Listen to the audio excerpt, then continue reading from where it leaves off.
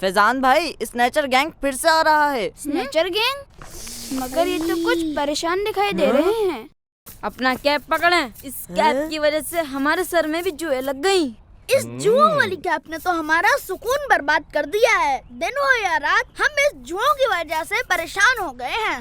اوہ اچھا، کل یہ کیپ آپ کے پاس ہی رہ گیا تھا۔ ہم کیپ واپس کرنا بھول گئے تھے اور اس جوؤں والی کیپ کی وجہ سے ہمارے سر میں بھی کھجلی ہو گئی ہے۔ السلام علیکم ورحمۃ اللہ وبرکاتہ۔ وعلیکم السلام ورحمۃ اللہ وبرکاتہ۔ غلام رسول بھائی، آپ کے دوستوں نے ہمیں یہ جوؤں والا کیپ دیا جس سے ہمارے سروں میں کھجلی شروع ہو گئی۔ پلیز ان سے کہیں کہ ان جوؤں سے جان چھڑانے کا حل بتائیں۔ اب یہ شرارت کیا ہے فیضان بھائی؟ غلام رسول بھائی، ان تینوں نے اپنی پرانی شرارتیں پھر سے شروع کر دی تھیں، تو انہیں سبق سکھانے کے لیے میں نے کل ببلو بھائی کا جوؤں والا کیپ انہیں دے دیا تھا۔